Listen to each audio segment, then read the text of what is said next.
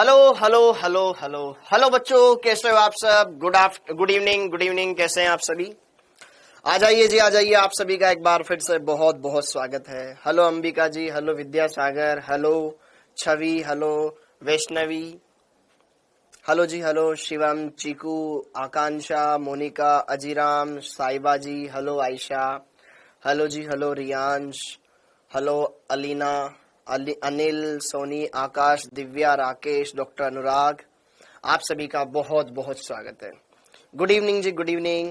Hello Arfiya, hello ji आदे, Rajesh, Resham, Deepika, Vikas, Monu, Suraj, Himanshu, Sandeep, good evening, good evening, good evening. कैसे हो? मैं एकदम बढ़िया हूँ बेटा, मैं एकदम बढ़िया है, मैं एकदम बढ़िया हूँ।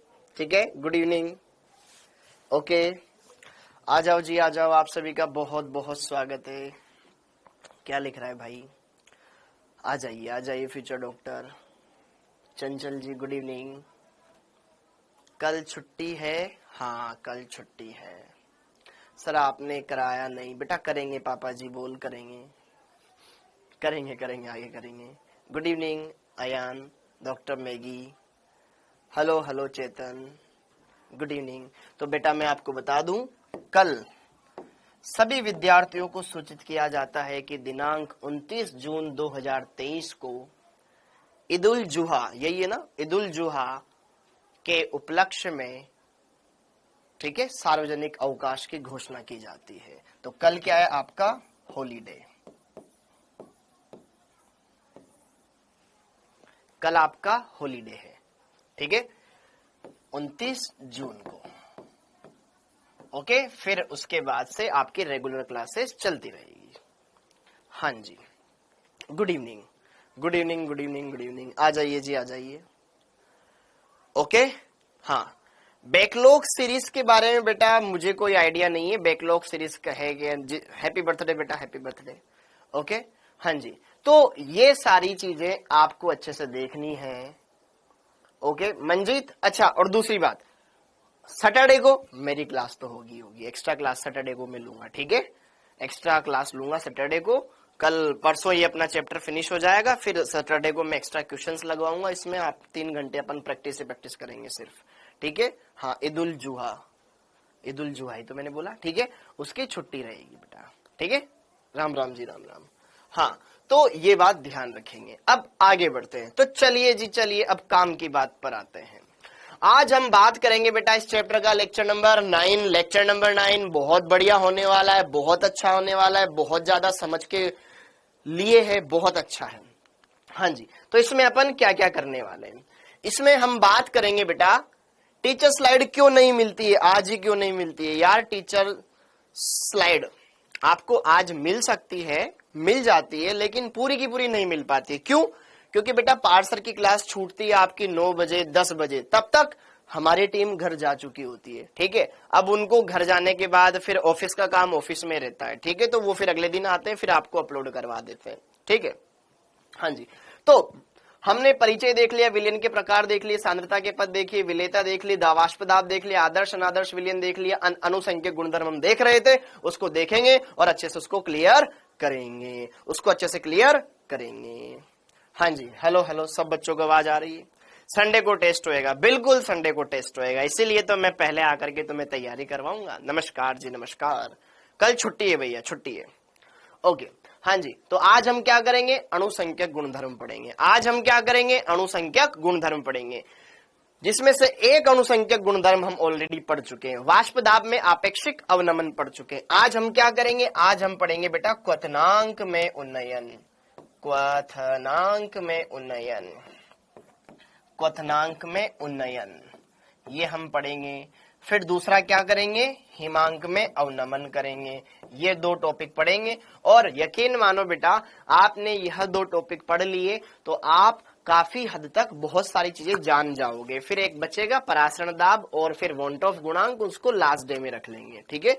हिमांक में अवनमन ये हम देखेंगे, ठीक है। ये है डेल्टा टीबी, ये है डेल्टा टीएफ।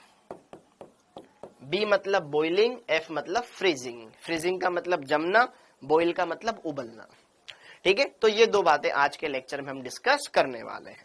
तो चले, हाँ जी, तो सबसे पहले बात कर ली जाए रिवीजन की, कि पिछले लेक्चर में सर आपने क्या पढ़ाया था। सर मैं नहीं आया था, मेरे को बता दो ना जरा।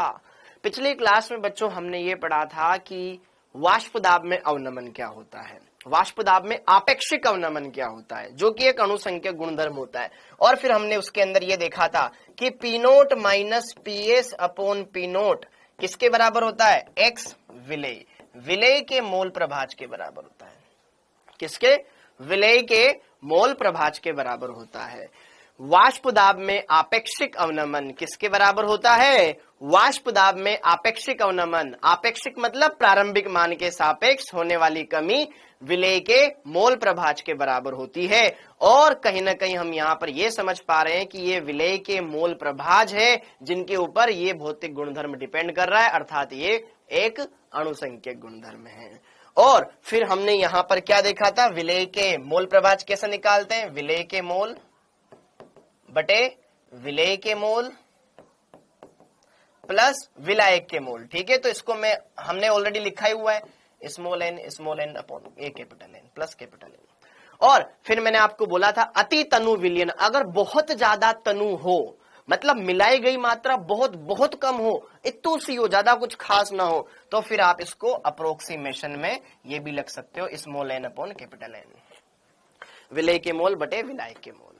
ठीक है, तो यहां पर भी आप इसको देख सकते थे। ये हमने लास्ट लेक्चर में देख लिया था बच्चों, क्या हमने ये लास्ट लेक्चर में देख लिया था। ओके जी, तो चलिए जी, चलिए अब आगे बढ़ते हैं। तो हमने अणुसंख्यक गुणधर्म के बारे में बात कर ली थी कि विलयन के वे भौतिक गुणधर्म जो सिर्फ विलेय के कणों की आपेक्षिक संख्या के ऊपर डिपेंड करता है, उनकी प्रकृति के ऊपर डिपेंड नहीं करता, अणुसंख्यक गुणधर्म कहलाते हैं, अर्थात कोलिगेटिव प्रॉपर्टी कहलाती है। कोलिगेटिव प्रॉपर्टी विलेय के कणों की संख्या के समानुपाती होता है, उनके अणुओं की संख्या के समानुपाती होगा। अगर कोई जल में जाकर के जो टूट करके आयन दे दे तो आयनों की संख्या के समानुपाती होगा, मोलों की संख्या के समानुपाती होगा, मोल प्रभाज के संख्या के समानुपाती होगा। डंडना डंडन, अरे इंद्रा इंद्रा दर्जी बेटा, बस डाउट डाउट मत लिख बार बार। ओके, हाँ जी हाँ जी हाँ जी। अब आगे फिर हमने ये देखे थे कि ये गुणधर्म चार प्रकार के थे। एक, विलायक के वाष्प दाब में आपेक्षिक अवनमन, relative lowering in vapour pressure, वो हमने देख लिया। फिर दूसरा हमें देखना है विलायक के क्वथनांक में उन्नयन, ये आज देखेंगे। विलायक के हिमांक में उन्नमन, ये भी आज देखेंगे, इसको फिर अगले में देख लेंगे। ठीक है, ओके। अब वाष्प दाब में आपेक्षिक अवनमन ये हम देख चुके हैं, P note minus P S upon P note बराबर कितना हो जाता है, एक्स विलेय। हाँ जी, जिसको अप्रोक्सीमेशन में हम क्या लिखते हैं, विलेय के मोल अपॉन विलायक के मोल। किसके लिए, तनु विलयन के लिए, तनु विलयन के लिए। ठीक है, ये हम देखते हैं। अब इसके बाद अगली बात, अब आते हैं बेटा यहां पर क्वथनांक में उन्नयन पर। क्वथनांक में उन्नयन, क्वथनांक में उन्नयन, अरे सबर कर लो ना यार, अभी सबर कर लो, सबर कर लो, सबर कर लो, मानो मेरी बात, ये टॉपिक बहुत छोटे से जल्दी कंप्लीट हो जाएंगे। नीचे कैपिटल एन आएगा ना बेटा, अच्छा एन विलायक लिख दिया ना मैंने, वो समझ में आ गया, विलेय के मोल बटे विलायक के मोल, एन विलायक लिख दिया मैंने, एन मोल को बताता है, ये ऊपर विलेय के मोल नीचे विलायक के मोल। ठीक है, वो तो स्मॉल एन और कैपिटल एन वैसे ही अलग था। ठीक, अब आगे पढ़ ले यार, थोड़ा देर पढ़ ले। सर हमारे से होमवर्क क्यों नहीं बनता है बेटा, टाइम दोगे तो बनेगा यार। Homework homework homework, sir concentration के लिए फॉर्मूला, कौन सी फॉर्मूला, तुम बातें कर रहे हो यार, तुम बातें कर रहे हो, तुम पढ़ाने नहीं दोगे यार। अभी देखो तुम्हारा इंतजाम करता हूँ, ओम बट स्वा, खत्म, तुम्हारे कमेंट हट गए। हाँ जी, अब जरा देखो ध्यान से यहाँ पर क्वथनांक में उन्नयन। अब थोड़ी देर रुक जाओ ना, सबर रखो, थांबा थांबा। ठीक है, क्वथनांक में उन्नयन आज हम पढ़ने वाले एक और बहुत बढ़िया टॉपिक। क्वथनांक में उन्नयन बेटा इंपॉर्टेंट है बोर्ड के हिसाब से, नीट के हिसाब से। क्वथनांक में उन्नयन, उन्नयन का मतलब क्या होता है, वृद्धि। अवनमन का मतलब क्या होता है, कमी। ठीक है, उन्नयन का मतलब बढ़ोतरी, अवनमन का मतलब घटोतरी, मतलब कमी। ओके, तो हमने पिछले लेक्चर्स के दौरान ये सीखा था कि जब भी हम किसी वाष्पशील द्रव में अवाष्पशील पदार्थ मिलाते हैं तो उसका वाष्प दाब पहले की तुलना में घट जाता है। Are you getting my point? बिल्कुल सही बात है सर। तो अब यहां पर ये क्वथनांक में उन्नयन वाली चीज को हमें समझना है। तो आइए इसको हम समझते हैं, अच्छे से क्लियर करते हैं। इसको समझे उससे पहले मैं कुछ छोटी छोटी चीजें मैं आपको बता देता हूं कि यार वाष्प दाब एवं ताप, वाष्प दाब एवं ताप के बीच में क्या रिलेशन होता है, या वाष्प दाब ताप से किस तरीके से प्रभावित होता है, इसके बारे में हम यहां पर बात कर लेते हैं। वाष्प दाब पर ताप का प्रभाव, ऐसा लिख लेते हैं, वाष्प दाब पर ताप का प्रभाव, ताप का प्रभाव। हाँ जी बच्चों, अब यार वाष्प दाब पर ताप का प्रभाव मतलब हम कहीं ना कहीं यहां पे जरा देखो ध्यान से, इस चीज को समझना चाहेंगे। पहले सब बच्चे ध्यान से समझेंगे, सुनेंगे। इधर मैंने ले लिया प्रेशर, वेपर प्रेशर, वाष्प दाब, इधर ले लिया मैंने टेम्परेचर। टेम्परेचर जनरली अपन केल्विन में लेते हैं, इधर टेम्परेचर है, इधर ये प्रेशर है। जैसे कि देखो ध्यान से, अब पानी की मैं बात करूं, जैसे कि मान लो फॉर एग्जाम्पल ये एक पात्र है जिसके अंदर पानी भरा हुआ है, ये बिल्कुल ठंडा है। ठंडा है तो इसकी वाष्प कम बनेगी, जैसे जैसे मैं इसको गर्म करूंगा इसकी वाष्प बनने लगेगी, हमें भाप निकलती हुई दिखाई देगी। ढक देंगे तो जो जिस प्लेट से ढकेंगे उसके ऊपर पानी जमा हो जाएगा, देखा होगा आपने। तो कहीं ना कहीं हम जैसे मान लो फॉर एग्जाम्पल यहां पर यह एक पात्र है, इस पात्र में सपोज करो पानी भरा हुआ है और ये क्या हो रहा है, हमारा ढका हुआ है, ये क्या है, पैक्ड है। तो कहीं ना कहीं यहां पर ये जो पानी है, इस पानी पर जैसे जैसे मैं नीचे से टेम्परेचर लगाऊंगा, मतलब इसको गर्म करूंगा, धीरे धीरे टेम्परेचर बढ़ाऊंगा, जैसे इसको गर्म करेंगे, जैसे हम पानी को बेटा किस पे चढ़ाते हैं, गैस पे चढ़ाते हैं, तो उसका टेम्परेचर एकदम से 100 डिग्री तो नहीं हो जाता, वो धीरे धीरे गर्म होने लगता है। नीचे वाले अणु गर्म होते हैं, फिर वो ऊपर वाले अणुओं को ऊर्जा ट्रांसफर करते हैं, इस तरीके से होता है ना। ओके, हाँ जी। तो जैसे जैसे हम टेम्परेचर बढ़ाने लगेंगे, पहले 0 डिग्री था, फिर 10 डिग्री, फिर 20 डिग्री, फिर 30 डिग्री, फिर 40 डिग्री, फिर 50, 60, 70, ऐसे ऐसे करते करते 100 हो जाएगा। और फिर 100 डिग्री सेल्सियस आने पर द्रव उबलना, अगर मैं बात करूं अगर ये पानी है तो उबलना प्रारंभ कर देगा, हाँ या ना। तो जरा देखो ध्यान से, जैसे जैसे हम इसको गर्म करेंगे इसकी वाष्प बनने लगेगी, हाँ या ना। बनेगी कि नहीं बनेगी? बनेगी। तो कहीं ना कहीं जैसे जैसे इसको उबाल, जैसे कि यहां पर इतना टेम्परेचर बढ़ा दिया तो कुछ प्रेशर आएगा, फिर इतना टेम्परेचर बढ़ा दिया तो कुछ प्रेशर आएगा, फिर इतना टेम्परेचर बढ़ा दिया तो कुछ प्रेशर आएगा, ठीक है, क्योंकि ज्यादा वाष्प बनेगी, ज्यादा वाष्प दाब, फिर कुछ और टेम्परेचर बढ़ाया, कुछ प्रेशर आया। तो इन बिंदुओं को मिलाते हैं तो बेटा ऐसा ग्राफ आता है। कैसा ग्राफ आता है बच्चे? ऐसा ग्राफ आता है, प्रेशर, वाष्प दाब और टेम्परेचर के बीच में। Are you getting my point? Okay, समझ में आ गया? ये ऐसा ग्राफ आता है, ठीक है। अब इसको मैं हटा रहा हूं, तो जरा देखो ध्यान से। और जैसे कि अगर मैं बात करूं जल, जैसे ही मैंने 100 डिग्री सेल्सियस कर दिया, अगर डिग्री सेल्सियस में मैं ले रहा हूं तो 100 डिग्री सेल्सियस, 100 डिग्री सेल्सियस पर इसका 100 डिग्री सेल्सियस, इस बिंदु पर ताप कितना है? 100 डिग्री सेल्सियस। और उस टाइम पर इस द्रव का वाष्प दाब, जल का वाष्प दाब कितना हो जाता है? 1 ATM, एक वायुमंडलीय दाब के बराबर। तो अब ये उबलने लग जाएगा। तो ये द्रव का ग्राफ ऐसे ऐसे आते, इस बिंदु पर आते आते ये उबलना प्रारंभ कर देगा। क्या मेरी बात समझ में आ रही है? टेम्परेचर बढ़ाया, इस बिंदु पे देखो टेम्परेचर इतना है, प्रेशर इतना है, इस बिंदु पर टेम्परेचर इतना है, प्रेशर इतना है, इस बिंदु पर टेम्परेचर इतना है, प्रेशर इतना है। यहां आते आते आते आते भैया वो तो उबलना प्रारंभ कर दे रहा है। तो इस बिंदु पर हमने क्या देखा? इस बिंदु पर आकर के इस द्रव का वाष्प दाब वायुमंडलीय दाब अर्थात 1 एटीएम के बराबर हो गया, तो यह बिंदु इसका क्या कहलाया? क्वथनांक बिंदु कहलाया। क्या मेरी बात समझ में आई? अर्थात 100 डिग्री सेल्सियस जल का बॉइलिंग पॉइंट होता है। क्या मेरी बात समझ में आ रही है? या फिर इसको केल्विन में बदलोगे तो 373.15 केल्विन जल का बॉइलिंग पॉइंट होता है। ये चीज समझ में आई? मतलब कहीं ना कहीं टेम्परेचर बढ़ा रहे हैं तो उसका वाष्प दाब बढ़ेगा, और जिस बिंदु पर उस द्रव का वाष्प दाब बाह्य वायुमंडलीय दाब के बराबर हो जाता है तो वही बिंदु उसका क्वथनांक बिंदु कहलाता है।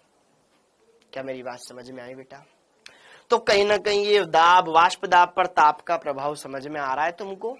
क्योंकि हम इसके ग्राफ बनाएंगे भी। ग्राफ को समझने के लिए ये चीजें मेरे को बताना पहले ज्यादा जरूरी था। क्लियर हो गया? अब इसको थोड़ा सा अपन पहले समझना, लिखना कुछ भी नहीं था, मैंने बोला था लिखना कुछ भी नहीं था। ठीक है, ओके। तो अब यहां पर इन सब चीजों को मैं हटा देता हूं, तो काम की चीजें लिखते हैं। काम की चीजें क्या? कि जब किसी वाष्पशील विलायक में अवाष्पशील पदार्थ मिलाया जाता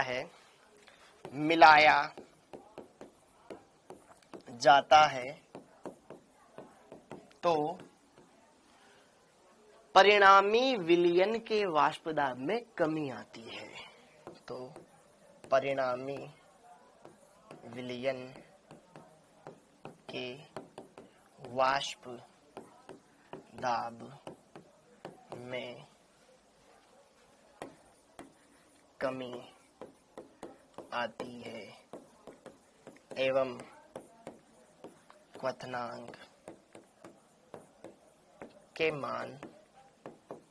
क्वथनांक का मान बढ़ जाता है, एवं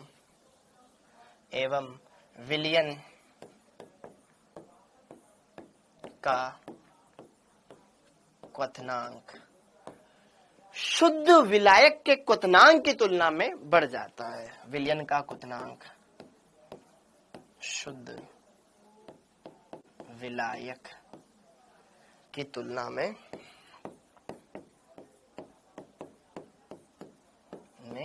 बढ़ जाता है।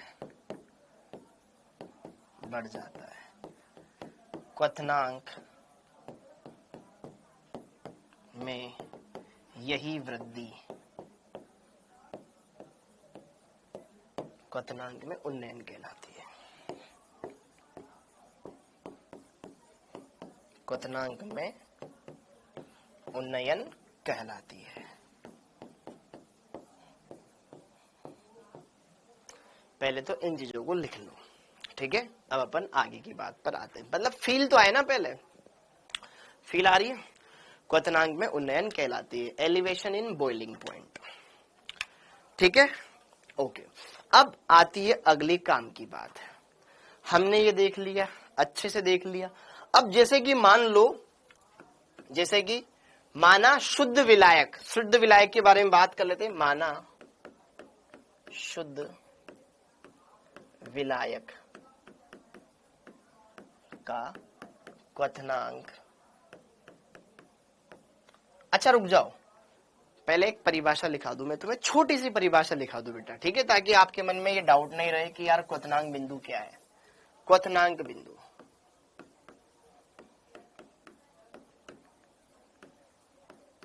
बॉइलिंग पॉइंट,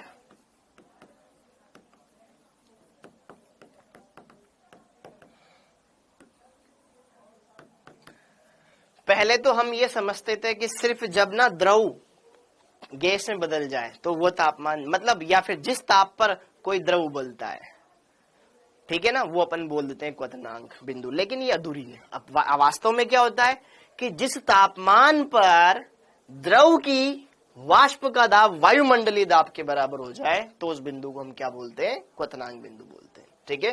तो वह तापमान जिस पर द्रव की वाष्प का दाब द्रव की वाष्प का दाब, द्रव की वाष्प का दाब बाह्य वायुमंडलीय दाब, बाह्य वायुमंडलीय दाब, जो ये कितना होता है 1 atm, बाह्य वायुमंडलीय दाब 1 atm या 1.013 बार के समान हो जाता हो क्वथनांक बिंदु कहलाता है। ठीक है, द्रव का क्वथनांक बिंदु कहलाता है, द्रव का क्वथनांक बिंदु कहलाता है, बिंदु कहलाता है। हर एक का ये अलग अलग होता है, जैसे कि जल का 100 डिग्री सेल्सियस। ठीक है, जैसे कि उदाहरण, जल के लिए बॉइलिंग पॉइंट कितना होता है इसका 100 डिग्री सेल्सियस, या फिर केल्विन में बदले तो बेटा 373.15 केल्विन। आई होप इतना जानते होंगे आप। एसीटोन के लिए 60 होता है, वो बाकी हर एक के बारे में आपको पता करने की कोई जरूरत नहीं है। ठीक है, जो भी होता है क्वेश्चन में दिया जाता है डेटा। ओके, तो बॉइलिंग पॉइंट के बारे में हमने चर्चा कर ली। अब ये हो गया, तो अब हम चीजों को समझने लगते हैं, कुछ डेरिवेशन आएंगे उनको समझते हैं, तो आइए उस पर बात करें, फिर ग्राफ भी अब देख लेंगे साइड में। ठीक है, ओके, तो ये हो गया।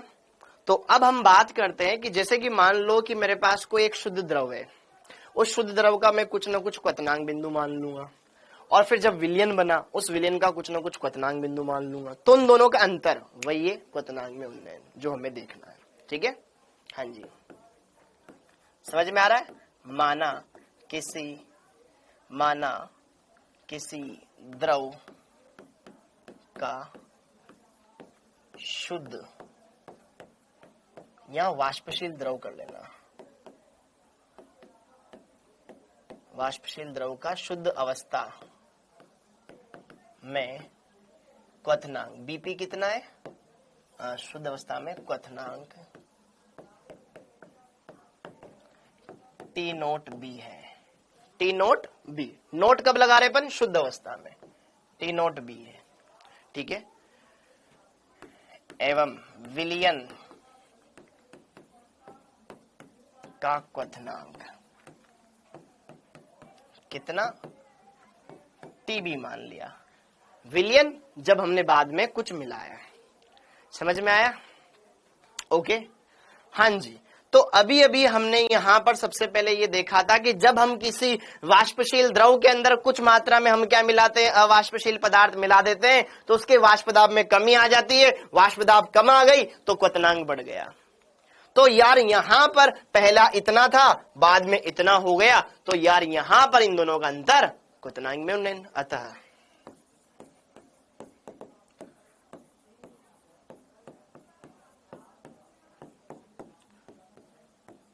क्वथनांक में उन्नयन मतलब अंतर, अंतर को अपन बोलते बेटा डेल्टा से, किसमें, क्वथनांक में, तो डेल्टा टीबी।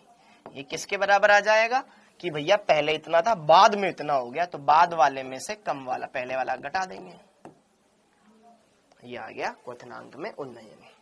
ठीक है, ये शुद्ध अवस्था में और ये बाद में विलयन का। ठीक है बच्चे, इतना समझ में आया आपको, आया कि नहीं आया, बहुत बढ़िया। अब इसको ग्राफ से समझते हैं। ठीक है, इसको ग्राफ से समझते हैं। जैसे कि देखो ध्यान से, इधर साइड में मैं ग्राफ बना देता हूं।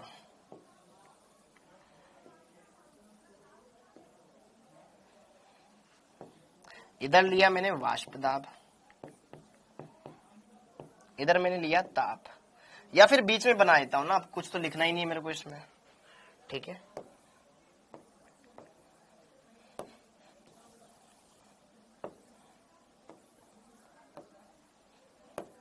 इधर लिया ये वाष्प दाब, इधर लिया मैंने यहां पर ताप, केल्विन में ले रखा है। ठीक है, कोई दिक्कत नहीं है। इधर ये प्रेशर है एटीएम के पदों में, है ना। तो अभी अभी मैंने आपको बताया कि जैसे जैसे तापमान बढ़ेगा क्या वैसे वैसे वाष्प दाब बढ़ता है। ठीक है, ओके, तो मान लो कि जैसे कि ये किसी विलायक के लिए ग्राफ ऐसा आता है, ऐसा। इस बिंदु पर जो तापमान है, इस तापमान के लिए जो वाष्प दाब है, सपोज करो वो 1 एटीएम है। तो 1 एटीएम जिस ताप पर वाष्प दाब 1 एटीएम हो जाए वो क्या कहलाता है? उसका क्वथनांक बिंदु कहलाता है ना, कि जिस ताप पर द्रव का वाष्प दाब बाह्य वायुमंडलीय दाब अर्थात 1 एटीएम के बराबर हो जाए तो वो क्या कहलाएगा? क्वथनांक बिंदु। मतलब यहां पर इसका जो पॉइंट है यही कहलाएगा आपके पास, यही पॉइंट कहलाएगा आपके पास टीबी, क्वथनांक बिंदु। किसका? ये विलायक का है। अभी तो हमने इसमें कुछ मिलाया नहीं है। ये किसके लिए ग्राफ है बेटा? ये विलायक। ठीक है, ये विलायक वाला ग्राफ है। ओके, अब जैसे ही हमने इसमें क्या मिलाया? कुछ मात्रा में अवाष्पशील पदार्थ मिला दिया। तो अवाष्पशील पदार्थ मिलाने पर वाष्प दाब कम हो जाता है। तो यार ये पहले यहां था ना, ये घट करके थोड़ा नीचे आ जाएगा। बस समझना, ये घट करके थोड़ा नीचे आ जाएगा। इस तापमान पर 1 एटीएम नहीं होगा, वो थोड़ा इस पॉइंट से घट करके थोड़ा नीचे आ जाएगा।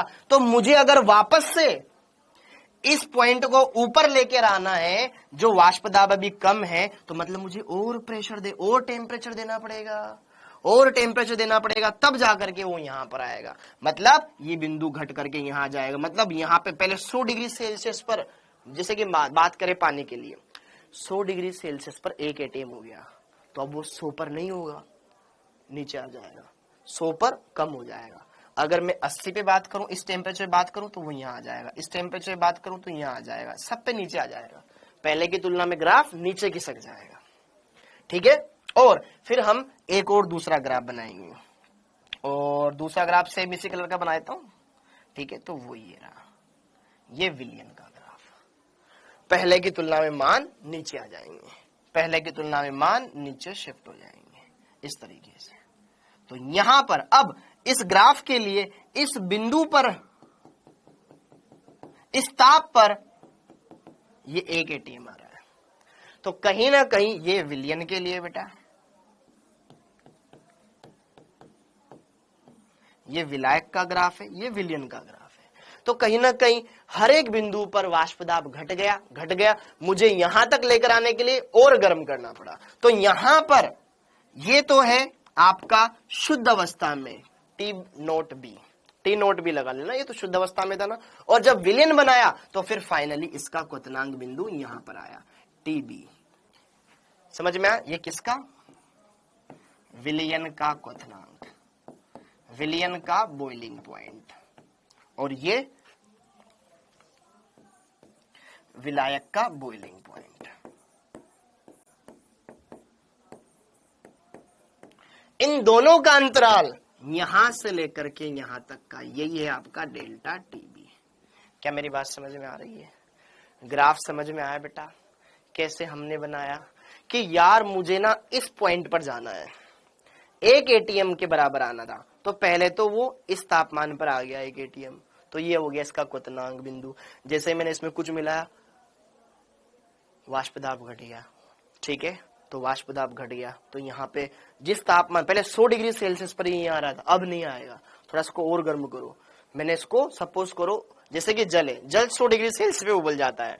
अब मान लो उसमें हमने कुछ नमक मिला दिया, ग्लूकोज मिला दिया, यूरिया मिला दिया, कुछ मिला दिया, अब उसको और गर्म करना पड़ेगा, फिर तब जाकर के वो उबलना प्रारंभ करता है। जैसे कि आपने देखा नहीं, घर में अपन एक जनरल एग्जांपल बताता हूँ। जैसे घर पर अपन जब पानी उबालते हैं, उसमें अगर अपन चीनी डाल दें, थोड़ी देर के लिए नीचे बैठ जाएगा, फिर उबलना स्टार्ट करेगा। मतलब बहुत कम मात्रा मिलानी है, अपन तो बहुत ज्यादा मिलाते हैं, थोड़ी सी मात्रा में मिलाओगे ना, उसमें फर्क पड़ जाता है बेटा।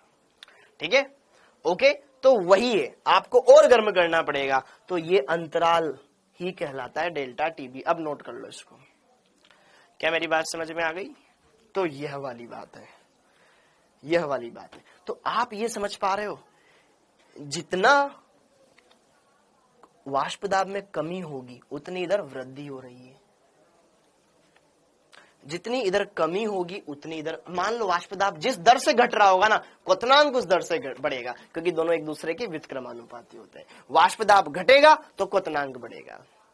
क्या मेरी बात समझ में आ रही? इसमें होने वाली कमी इसमें होने वाली वृद्धि के ऊपर डिपेंड करे, मतलब जितनी इसमें कमी होगी उतना ये बढ़ता चला जाएगा। क्या ये ग्राफ समझ पा रहे हो आप? क्या इस ग्राफ से समझ पा रहे हो आप? तो ये नोट कर लिया हो तो आगे देखते हैं, ठीक है। हाँ जी, तो हम यहां पर ये बोल सकते हैं, ठीक है। वैसे तो ये डायरेक्ट लिख देता हूं मैं, लेकिन फिर बोल देता हूं, अतः क्वथनांक में वृद्धि, बोले तो उन्नयन, बोले तो डेल्टा टीबी किसके समानुपाती होगा? वाष्प दाब में कमी के समानुपाती होगा। वाष्प दाब में कमी जो कि क्या होती है? डेल्टा पी, उसके समानुपाती। याद करो वाष्प दाब में अवनमन पढ़ा था अपन ने पहले, हाँ या ना। अब साइड पर आते हैं, कुछ चीजों को साइड में लिख लेते हैं, क्योंकि मैं डायरेक्ट यहां पे लिखूंगा। चूंकि हम पढ़े लिखे लोग हैं और हम ये जानते हैं, क्या जानते हैं? डेल्टा पी अपॉन पी, वाष्प दाब में आपेक्षिक अवनमन, ये पी नोट शुद्ध अवस्था के सापेक्ष किसके बराबर होता था बेटा? विलेय के मोल बटे विलायक के मोल। आया था कि नहीं आया था? तनु विलयनों के लिए याद करो, तनु विलयनों के लिए ये होता है कि नहीं होता है? होता है। ओके, तो यार कहीं ना कहीं अगर मेरे को विलेय के मोल निकले हैं, विलेय के मोल और विलायक के मोल ये मेरे को दे रखे हो। अब जरा देख ध्यान, थोड़ा सा इसमें हेरफेर करता हूं मैं। विलेय के मोल हमने विलेय का ग्राम में भार स्मॉल w माना था, विलेय का ग्राम में भार बटे उसका अणुभार, ठीक है। यहां पर उसका मोलिकुलर वेट, विलेय का ग्राम में भार बटे उसका अणुभार, बटे विलायक का मोल ज्ञात करना हो तो विलायक का ग्राम में भार कैपिटल W बटे उसका मोलिकुलर वेट। हाँ या ना? लिख दिया। अब जरा देखो ध्यान से, लिख दिया बेटा। अब मैं यहां पर सिर्फ इतना कर रहा हूं कि यार इसको एक बार वापस लिख देता हूं, small w upon small molecular weight upon में ये कैपिटल W हो गया, ठीक है। ये m पलट करके ऊपर चला गया, ठीक है, उसको चला जाने दो, वो ऊपर, ये मोलिकुलर वेट ऊपर चला जाएगा, ठीक है। यहां पर मैंने लिखा 1000, नीचे भी लिखा 1000। अगर समान संख्या से ऊपर नीचे गुणा किया जाए कोई फर्क पड़ेगा? नहीं पड़ेगा। 1000 से 1000 छमछम हो जाएगा, कोई फर्क नहीं पड़ेगा। गुणा में चला गया ये मोलिकुलर वेट। जरा देखो ध्यान से, इस चीज को फील करना, और इस चीज को फील करके आप मुझे ये बताओ कि आप ये समझ पा रहे हो कि विलेय के मोल ग्राम में भार बटे अणुभार बटे विलायक का ग्राम में भार, यही तो है, इनटू 1000। तो ये क्या है? देखो ध्यान से, इस चीज पर ध्यान से देखो। विलेय के मोल बटे विलायक का ग्राम में भार इनटू 1000 किसकी परिभाषा, किसका सूत्र होता था? ये मोललता का, कि 1 किलोग्राम विलायक में उपस्थित विलेय के मोलों की संख्या मोललता कहलाती है। तो ये मोललता है। तो कहीं ना कहीं लल्ला हम ये देख सकते हैं, इसको लिख सकते हैं स्मॉल m, मोललता अपोन में आ जाएगा आपके पास 1000 गुणा मोलिकुलर वेट, हाँ या ना। हर एक अणु परमाणु यौगिकों का अणुभार फिक्स होता है, ये फिक्स राशि है। तो कहीं ना कहीं delta P upon P, delta P भी एक फिक्स मान ही है, ये तो निश्चित मान होता है। क्या वाष्प दाब में कमी मोललता के समानुपाती आएगी? जैसे जैसे मोललता चेंज होगी वैसे वैसे ये चेंज होगी। बोलो ना यार, दोबारा मिटा दो, सब मिटा दो। विलेय के मोल बटे विलायक के मोल के बराबर होती है वाष्प दाब में आपेक्षिक कमी या आपेक्षिक अवनमन। विलेय के मोल ज्ञात करने का सूत्र विलेय का ग्राम में भार बटे विलेय का अणुभार, नीचे विलायक का ग्राम में भार बटे विलायक का अणुभार, अणुभार फिक्स होता है, ठीक है। ओके तो मैंने क्या किया, मोलिकुलर वेट को ऊपर लेकर गया और ऊपर नीचे मैंने 1000 से गुणा किया ताकि हमारे पास एक सूत्र बन जाए। हम ये सूत्र जानते हैं कि नहीं जानते कि भैया विलेय के मोल बटे विलायक का ग्राम में भार गुणा 1000, ये क्या होता है, मोललता का सूत्र होता है। तो मैंने वो सूत्र बना लिया। चाहो तो मैं इसको सिर्फ यहां पर विलेय के मोल ही रहने दूं, बस आपको ये फील में करवाना चाहता हूं कि हाँ आप चीजों को समझ पाए। चाहो तो आप इसको इतना सा रहने दो, ये इसको बने W/M मोलिकुलर वेट मत लिखो, ठीक है, ये मोललता बन गया। तो कहीं ना कहीं delta P upon P note बराबर क्या हमारे पास ये मोललता गुणा मोलिकुलर वेट अपॉन ये 1000 आया कि नहीं आया, आया। ये मान फिक्स है, ये मान फिक्स है, ये मान फिक्स है। तो जैसे जैसे m चेंज होगा क्या वैसे वैसे डेल्टा P चेंज होगा। तो कहीं ना कहीं डेल्टा P समानुपाती मोललता आया कि नहीं आया। अगर डेल्टा P मोललता के समानुपाती है और खुद डेल्टा P इसके समानुपाती है, A B के बराबर है, B C के बराबर है, तो A बराबर C होगा कि नहीं होगा, होता है, ठीक है। तो यहां पे जरा देखो ध्यान से, आप एक चीज ये समझ लो, ये हो गया। अतः यहां पर हम ये भी देख सकते हैं कि यार थोड़ी स्पेस कम हो गई, थोड़ी सी स्पेस कम हो गई। यहां पर हम ये देख सकते हैं बेटा कि जो डेल्टा P है वो समानुपाती है M के। ये यहां से अपन ने देखा M क्या है जहां पर, मोललता।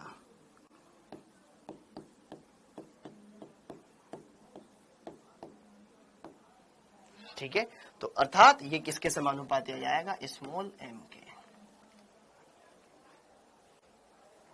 तो हमने क्या देख लिया यहां पर कि जो डेल्टा TB है वो किसके समानुपाती आ गया, मोललता के।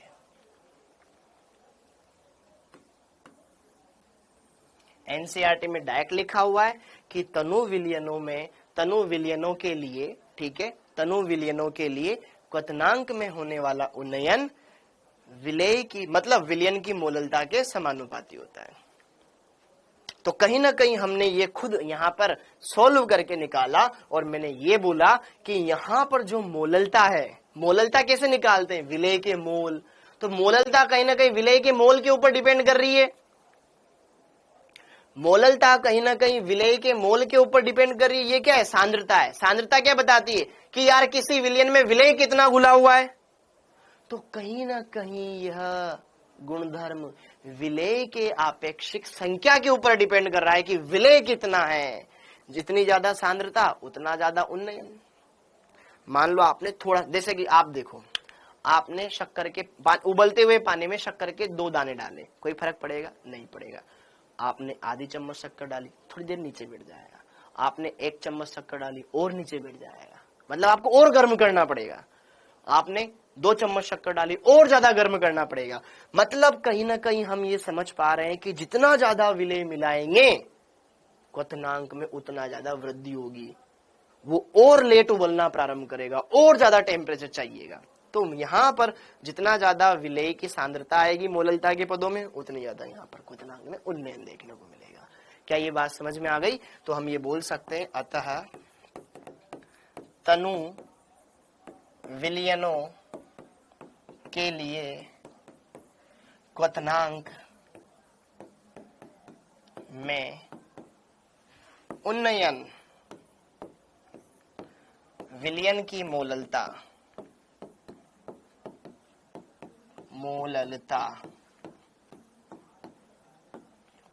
M के समानुपाती होता है। ये हमने देख लिया, ठीक है। अतः यह एक अणुसंख्यक गुणधर्म है।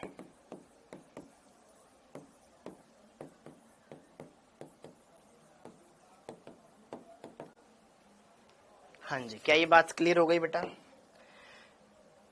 क्या ये बात क्लियर हो गई। अतः ये क्या है, एक अणुसंख्यक गुणधर्म है। तो अभी हम इस चीज को देख लेते हैं। हाँ जी, तो यार हम ये जानते हैं कि डेल्टा TB कहीं ना कहीं यार यहाँ पर किसके ऊपर डिपेंड करता है, मोललता के ऊपर। तो समानुपाती का चिन्ह हटेगा, एक स्थिरांक आ जाएगा, डेल्टा TB बराबर KB गुणा m, ये सूत्र सिंपल सा, ठीक है, सिंपल सा सूत्र है, ठीक है। अब जहां पर ये आप जानते ही हो, ये आप जानते हो, ये एक नई राशि है, जहां केबी क्या होता है, मोलल उन्नयन स्थिरांक। क्या, मोलल उन्नयन स्थिरांक, क्या बोलते हैं इसको, जहां केबी क्या होता है, मोलल उन्नयन स्थिरांक, या सिर्फ उन्नयन स्थिरांक, या क्वथनांक उन्नयन स्थिरांक, कुछ भी बोल सकते हो, या क्वथनांक उन्नयन स्थिरांक, या इसको एक और नाम से जाना जाता है, इबुलियोस्कोपिक कांस्टेंट, इबुलियोस्कोपिक स्थिरांक।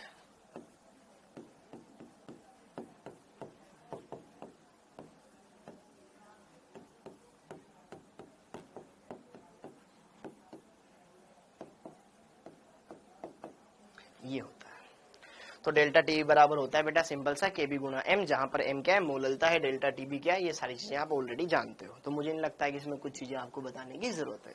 अच्छा सर, ये केबी नया आया मार्केट में, इसके बारे में हमें बताओ, तो बताएंगे, बिल्कुल बताएंगे, हाँ जी।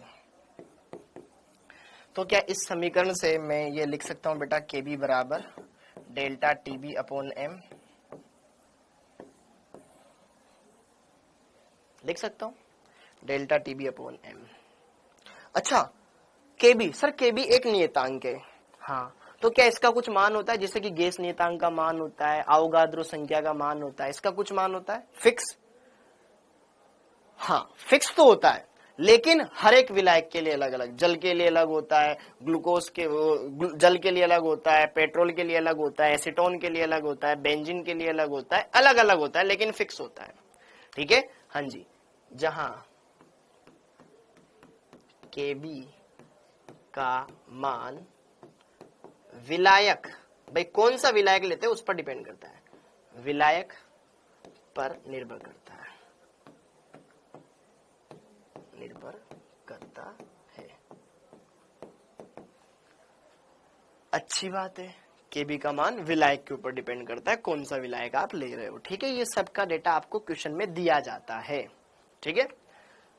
अब आती है इस केबी का मात्रक क्या होता है, तो ये मात्रक निकालने के लिए मैंने ये आपको लिखवाया है, हाँ जी, केबी की इकाई,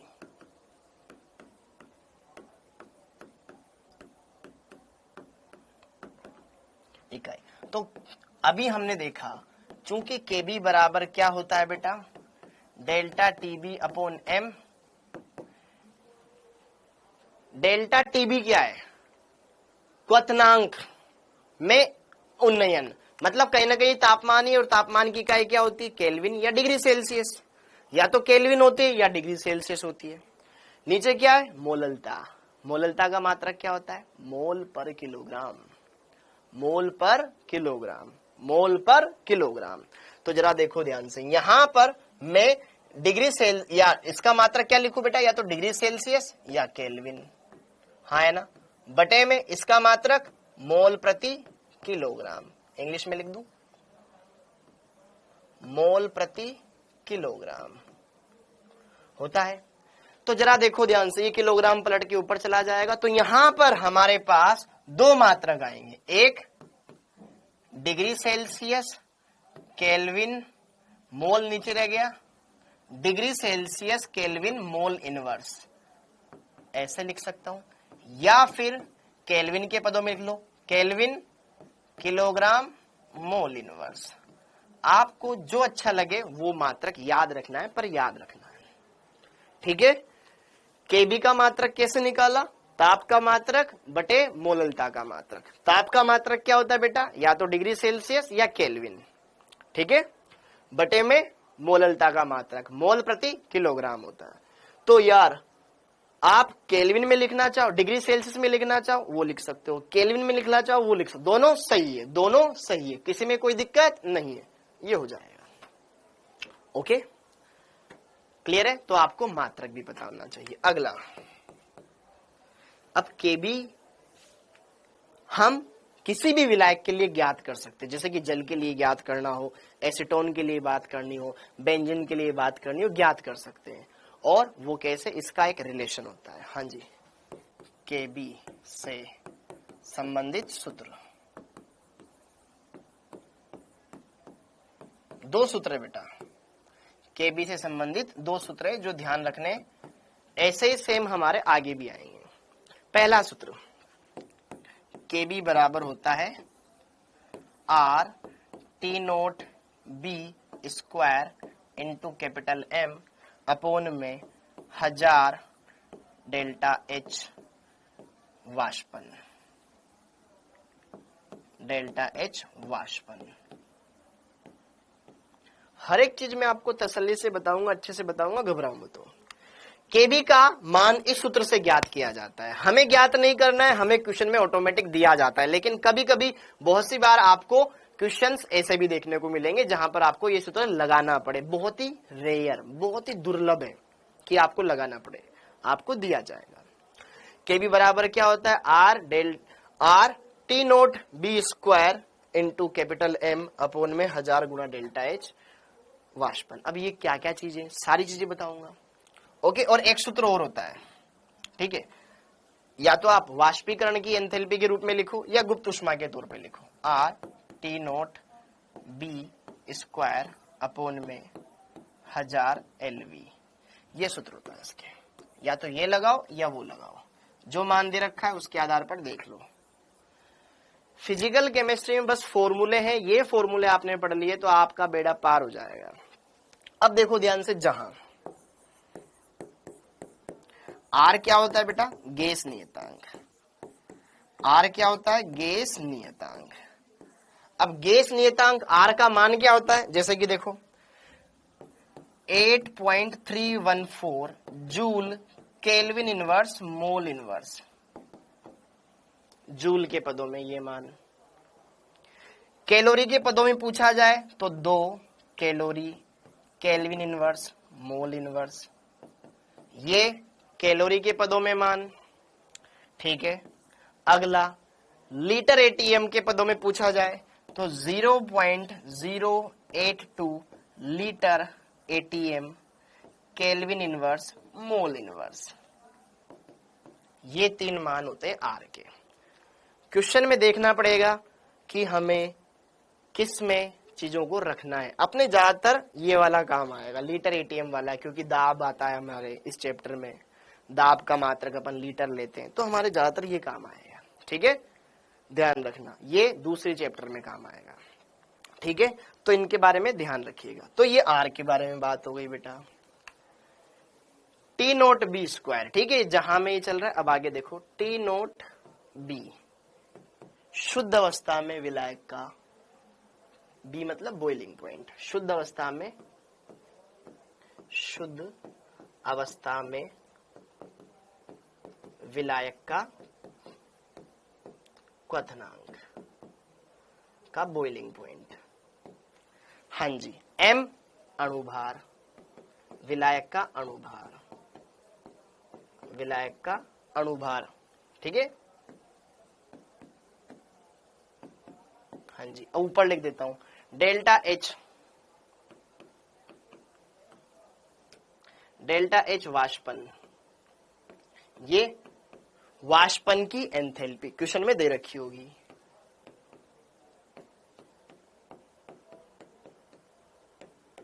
प्रतिमोल वाष्पन की एंथैल्पी। और LV, LV, L का मतलब ये इंग्लिश का शब्द है बेटा, लेटेंट हीट, इसको बोलते हैं वाष्पन की गुप्त ऊष्मा, वाष्पन की गुप्त ऊष्मा, गुप्त ऊष्मा। ये तुम्हारे बहुत ही रेयर काम आएगा, लेकिन तुम्हें पता होना चाहिए, बस इसलिए लिखवा है। ये तुम्हारे बहुत ही रेयर काम आएगा, बहुत ही रेयर, बस तुम्हें पता होना चाहिए इसलिए लिखवाया है, ठीक है।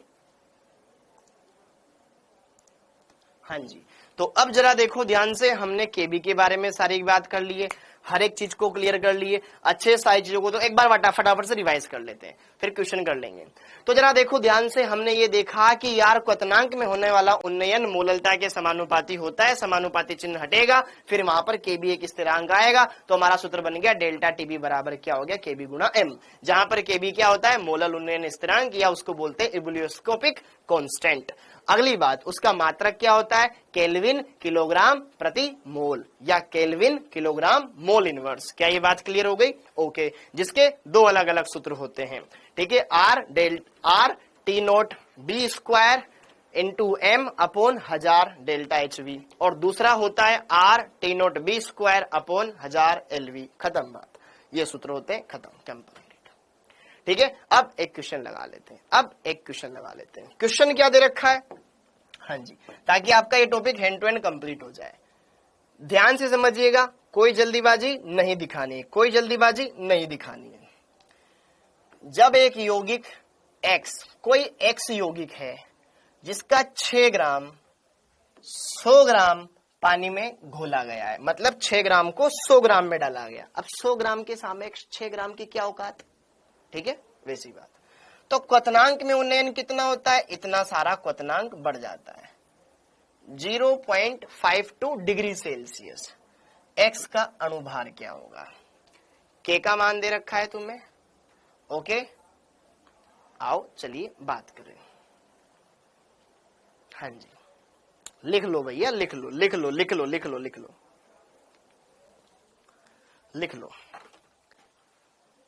हाँ जी, पहले लिख लो आप, जिसने लिखा नहीं हो, बाकी अपन सोल्व करेंगे अभी, बढ़िया से फटाफट से हो जाएगा।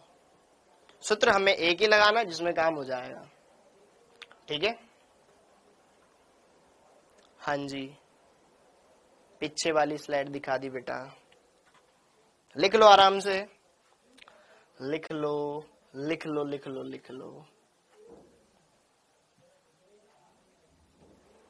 हाँ, हो गया। अब इस क्वेश्चन पर आते हैं। हाँ जी, अब देखो ध्यान से, क्वेश्चन में कोई जल्दीबाजी नहीं है, आराम से करेंगे, शांति से करेंगे, सारी चीजें क्लियर हो जाएगी। देखो, एक यौगिक है, ये एक पात्र है, ठीक है, पानी है इसमें 100 ग्राम पानी। इस 100 ग्राम पानी में क्या मिलाया आपने, 6 ग्राम कोई x मिला दिया, ठीक है। तो आपको क्या बोला गया, क्वथनांक में वृद्धि अर्थात डेल्टा टीबी का मान कितना दे रखा है, 0.52 डिग्री सेल्सियस। अच्छा, अंतराल को डिग्री सेल्सियस में लिखो या केल्विन में लिखो, कोई फर्क नहीं पड़ता, इसको डिग्री सेल्सियस लिखो या केल्विन लिखो, कोई फर्क नहीं पड़ता, क्योंकि वो अंतर है। हाँ जी, ये दे रखा है। अब हमसे क्या पूछ रहा है, अच्छा, के का मान दे रखा है, के बी का मान दे रखा है, कितना, 5.2 केल्विन केजी भूल गया, मोल इनवर्स, ये दे रखा है। ओके, हमें अणुभार ज्ञात करना है। बहुत सिंपल है बेटा, बहुत सिंपल है, करे, समझ में आया कि भैया ये मेरे को पानी दे रखा था, इसमें 6 ग्राम ये घोल रखा है, मुझे बताना है ये कितना ग्राम घोल रखा है, इसके लिए केबी का मान दे रखा है, मेरे को दे रखा है इतना उन्नयन हो गया, बताओ उस घोली गई पदार्थ की मात्रा क्या होगी। ओहो, लगा दो इसको, सूद दो सर जी। तो जरा देखो ध्यान से, यहाँ पर सोल्यूशन दिया है, दिया क्या है, हाँ जी, घोले गए पदार्थ की मात्रा, x का भार कितना दे रखा है, 6 ग्राम दे रखा है। हाँ जी, पानी जो कि हमारा क्या है, विलायक का भार कितना दे रखा है, 100 ग्राम, पक्का 100 ग्राम दे रखा है। और क्या बोला, क्वथनांक में उन्नयन अर्थात डेल्टा टीबी कितना दे रखा है, 0.52 डिग्री सेल्सियस। अंतर को डिग्री सेल्सियस में लिखो या केल्विन में लिखो, कोई फर्क नहीं पड़ता, ये तुम फिजिक्स में भी सीखोगे। हाँ जी, के का मान दे रखा है, केबी का मान कितना दे रखा है, 5.2 केल्विन केजी मोल इनवर्स। बस सूत्र में मान रख दो, आंसर आ जाएगा। हाँ जी, कैसे करें, चूंकि हम जानते हैं डेल्टा टीबी बराबर क्या होता है, केबी गुणा एम। एम क्या होता है, मोललता, डेल्टा टीबी का मान ये दे रखा 0.52, केबी का मान 5.2, एम का मान मोललता निकालना है। अरे ऐड नहीं करना पड़ेगा बेटा, वो अंतर है। नहीं नहीं नहीं नहीं नहीं, मैं फिर बोल रहा हूं, जब अंतर निकालते हैं ना तो वहां पर डिग्री सेल्सियस और केल्विन सेम ही होता है, ठीक है। उनके बीच में आपको कुछ और करने की जरूरत नहीं है। समझ में आया? जैसे कि देख ध्यान से, 100 डिग्री सेल्सियस को 102 डिग्री सेल्सियस में से माइनस किया जाए तो कितना आएगा? 2 डिग्री सेल्सियस, है ना। अब जरा देख ध्यान, इसी तरीके से 100 डिग्री सेल्सियस का मतलब होता है 273.15। अब 102 का मतलब कितना हो जाएगा? 275.15। इन दोनों का अंतर निकाल, तब भी कितना आया? 2 केल्विन आया। तो 2 डिग्री सेल्सियस बोल या 2 केल्विन बोल, बात एक ही। अंतर में मात्रक का कोई फर्क नहीं पड़ता। अंतर निकाला, यहां भी अंतर निकाला, मात्रक का कोई फर्क नहीं पड़ता, ठीक है। 2 डिग्री सेल्सियस बोल या 2 केल्विन बोल, मात्रक में कोई फर्क नहीं पड़ता जब अंतर निकालते हैं तो, ठीक है। अदरवाइज फर्क पड़ता है। हाँ, अब जरा देख ध्यान से, एम क्या है? मोललता। क्या है? मोललता। विलेय के मोल बटे विलायक का भार। विलेय के मोल, यहां पर विलेय के मोल कितने रखे? ग्राम में भार बटे अणुभार नहीं पता, मोलिकुलर वेट नहीं पता। विलायक का भार 100 दे रखा है, इनटू 1000 कर दो, 2 जीरो ये कट जाएगा 10 बार। हाँ जी, तो जरा देखो ध्यान से, मेरे को क्या निकालना है? मोलिकुलर वेट निकालना है। 0.52 बराबर 5.2। ओके, बच क्या गया? ऊपर 6 और 10 बच गया, नीचे क्या बच गया बेटा? यहाँ पर मोलिकुलर वेट बच गया।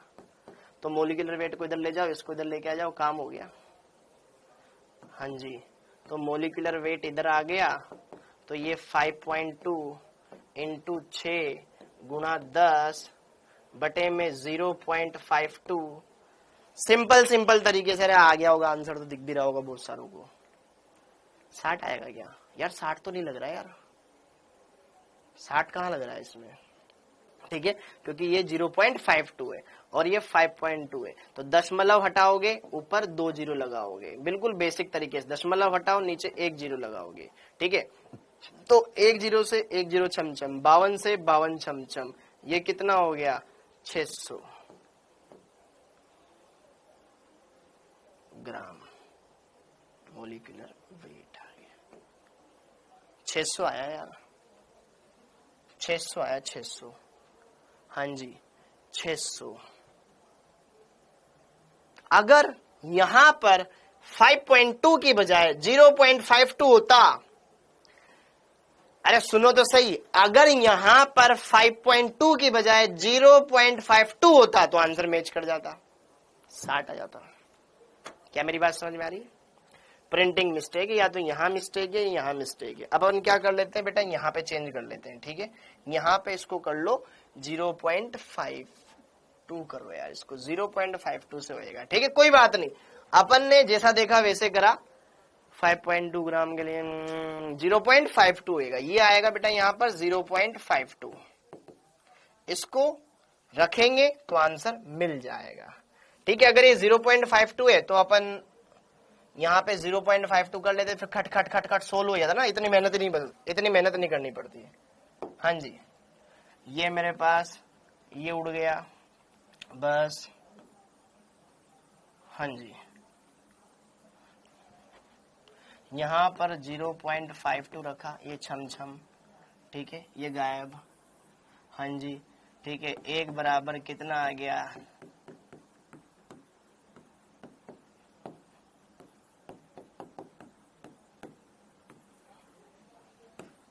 फिर 2 आ गया, ठीक है। नहीं सर आपसे गलती हो गई। बेटा मेरी गलती नहीं हुई, गलती वहां पे ये हुई कि वो 5.2 दे रखा है। देखो भाइयों, आपको x का भार दे रखा था, विलायक का भार दे रखा था, क्वथनांक में उन्नयन दे रखा था, केबी का मान दे रखा था। केबी का मान में चेंज कर दो भाइयों, केबी के मान को चेंज करके कर दो 0.52 kilo sorry kelvin KG mole inverse कर दो, तो वहां पे पुट कर दो, सोल्व हो जाएगा। अरे कैलकुलेशन में गलती नहीं थी बेटा, गलती यहां ही थी, ठीक है। अगला, अब अगला टॉपिक, हाँ जी, अब अगला, हाँ जी, ओके, टेंशन ना लो बेटा, टेंशन ना लो, करेंगे यार करेंगे। अब देखो ध्यान से अगला, अब हिमांक में उन्नयन देख लो, फिर इसके बाद अपन कुछ क्वेश्चंस करने वाले हैं। एक ये आपके एनसीईआरटी का क्वेश्चन है, ये एक, फिर ये दो, फिर एक आध ये आएगा, फिर और भी क्वेश्चन आएंगे, ठीक है, और करेंगे करेंगे करेंगे करेंगे। लेकिन मैं चाहता हूं आज जितना ज्यादा मैं पढ़ा सकूं ना, थ्योरी खत्म करा के फिर क्वेश्चन करवा दूं मैं। एक दिन थ्योरी खत्म कर लेते हैं, फिर क्वेश्चन ही क्वेश्चन रहेंगे, ताकि फिर बीच बीच में इधर उधर की बातें नहीं चलेगी, ठीक है। हाँ जी, क्योंकि बेटा वो सेम ही क्वेश्चन आएंगे, फिर अनुभार ज्ञात करो, क्वथनांक में उन्नयन ज्ञात करो, कितनी वृद्धि हुई ये ज्ञात करो, बस इसी के आसपास बातें चलेगी। तो उससे बजाय ना अपन आगे पढ़ते हैं। अब हेडिंग डाल लो बेटा, हिमांक में अवनमन, हिमांक में अवनमन, हिमांक में कमी।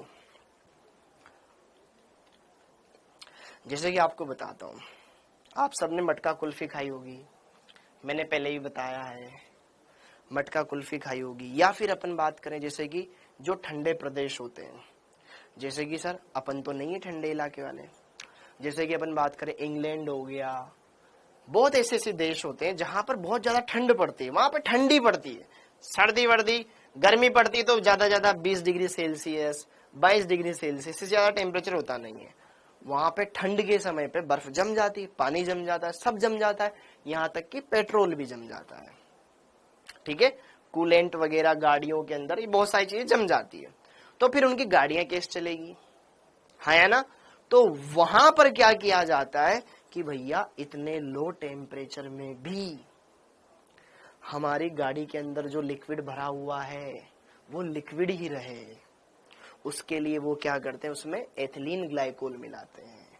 वो क्या करता है, उस लिक्विड के हिमांक बिंदु को और घटा करके कम कर देता है, ताकि उस लो टेम्परेचर वाली कंडीशन में भी वो द्रव द्रवी रहे, ठोस ना बने। सेम उसी तरीके से अपने इंडिया में मटका कुल्फी वाले पानी के अंदर नमक मिलाते हैं।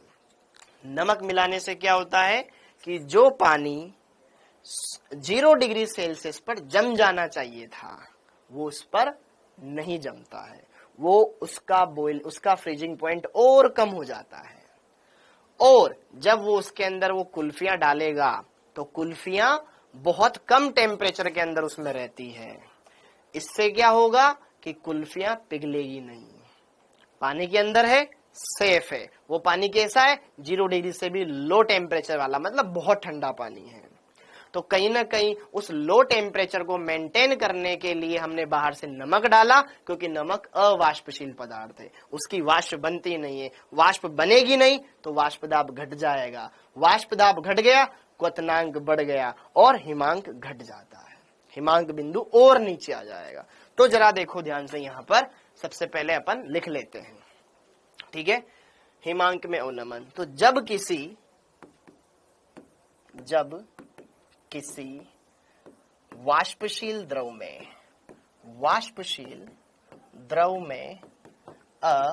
अवाष्पशील पदार्थ मिलाया जाता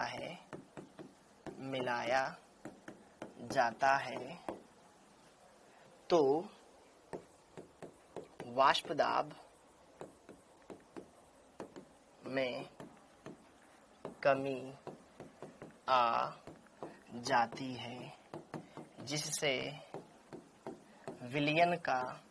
परिणामी विलयन का हिमांक घट जाता है, हिमांक भी घट जाता है। हिमांक में होने वाली यही कमी, हिमांक में होने वाली यही कमी हिमांक में अवनमन कहलाती है, यही कमी हिमांक में अवनमन कहलाती है, अवनमन कहलाती है।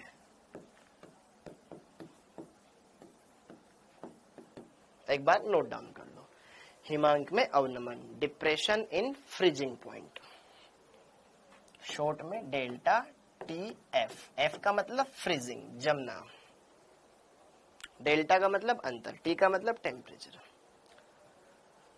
हाँ जी, अब वही बात, सर हिमांक बिंदु क्या होता है? ठीक है, कुछ थोड़ी थोड़ी परिभाषा इनको लिखते रहेंगे साथ के साथ, तो आपके मन के छोटे छोटे डाउट दूर होते रहेंगे। ठीक है, हिमांक बिंदु,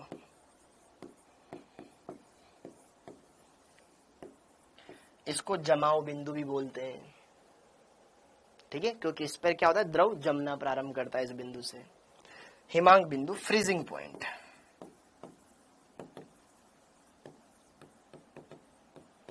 ठोस का, द्रव का ठोस में जमना, द्रव का जमना।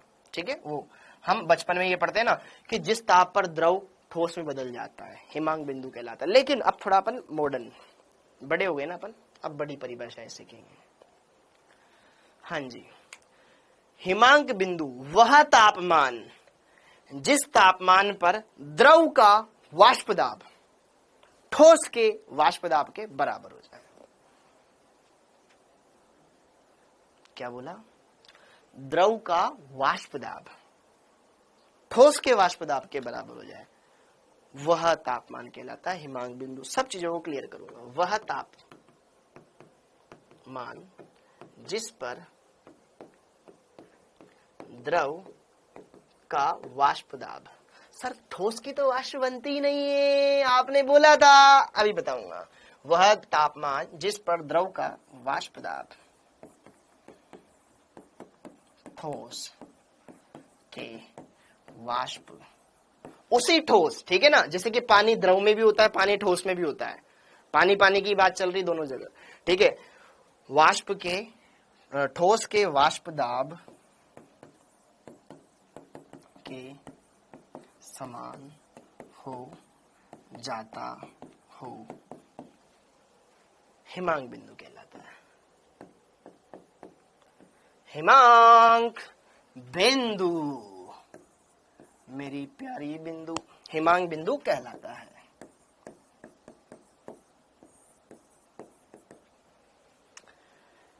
जैसे कि बहुत सारे पदार्थ ऐसे होते हैं ना बेटा, जो सीधे ठोस से वाष्प में कन्वर्ट होते हैं, जैसे कि कपूर हो गया, नेफ्थलीन हो गया, बहुत सारे ऐसे कैम्फर, नेफ्थलीन, एंथ्रासीन हो गए, ये सीधे ठोस से वाष्प में कन्वर्ट होते हैं। एक बार इसको नोट डाउन कर लो, एक बार इसको नोट डाउन कर लो। ठीक है, लिख लिया? सब पीछे वाली स्लाइड दिखा दो, देख लो अभी इसको। हाँ,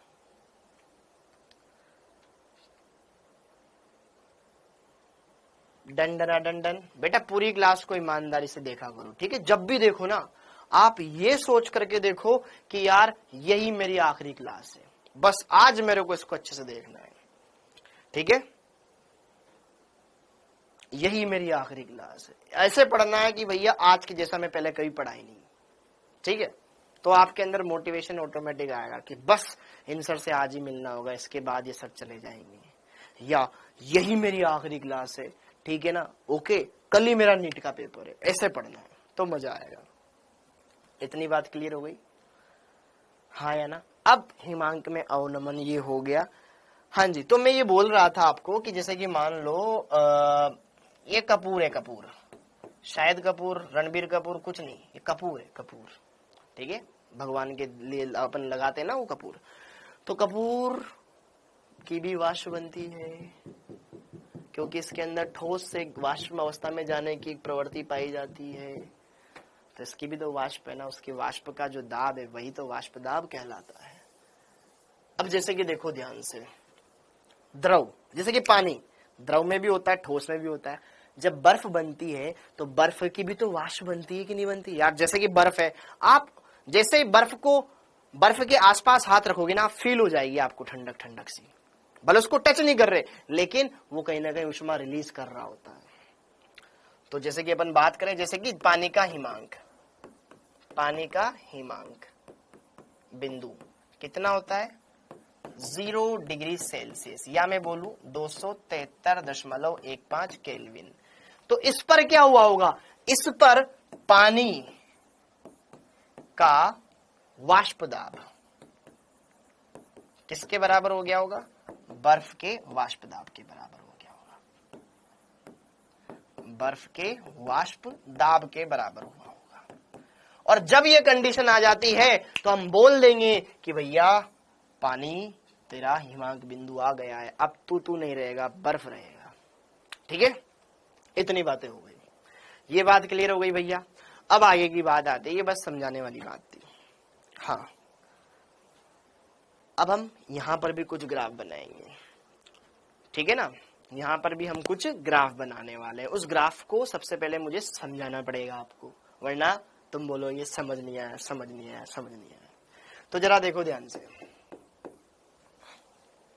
आप आगे चल करके या फिजिक्स में जब तुम वो पढ़ोगे ना, फ्लूइड्स वाले चैप्टर, तरल पदार्थ वाले चैप्टर्स के बारे में जब पढ़ोगे तो वहां पर प्रावस्था परिवर्तन के बारे में तुम चीजें पढ़ोगे। भाई ठोस, द्रव, गैस कैसे कन्वर्ट होते हैं, उष्मा उष्मा से रिलेटेड बहुत सारी बातें तुम करने वाले हो। यहां पर भी हम कुछ बातें कर लेते हैं, अभी लिखना नहीं है कुछ भी। ठीक है, प्रावस्था वक्र। प्रावस्था वक्र मतलब ऐसा वक्र, पहली बात तो यह वक्र किसके बीच में होता है, दाब वर्सेस ताप के बीच में ये ग्राफ होता है। प्रावस्था वक्र में हम ठोस, द्रव, गैस तीनों अवस्थाओं को दर्शाते हैं। प्रावस्था वक्र में अपन ठोस, द्रव, गैस तीनों को दर्शाते हैं। तो जरा देखो ध्यान से, प्रावस्था वक्र में क्या होता है, ऐसा आता है जैसे कि देखो ध्यान से, जल के लिए प्रावस्था वक्र की मैं बात करूं तो इधर यहाँ पे ले रखा है मैंने तापमान, इधर ले रखा है मैंने दाब। ओके, तो जल के लिए बेटा ये ऐसा आता है, ये ठोस, फिर ये द्रव और इधर ये ठोस। देखो समझना, ये है इनका ट्रिपल पॉइंट, त्रिक बिंदु। ठीक है,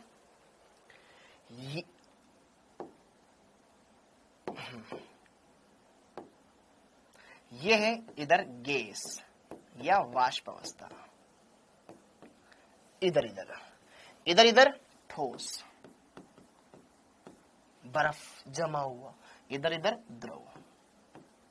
तो कहीं ना कहीं एक, अगर मैं बात करूं H2O मॉलिक्यूल यहाँ ठोस अवस्था में रहेगा, इधर द्रव अवस्था में रहेगा, इधर वेपराइज फॉर्म में रहेगा, वाष्प अवस्था में रहेगा। हाँ जी, और अब जैसे कि देखो ध्यान से, यह ठोस है और यह गैस है, उन दोनों को काटने वाली ये रेखा है।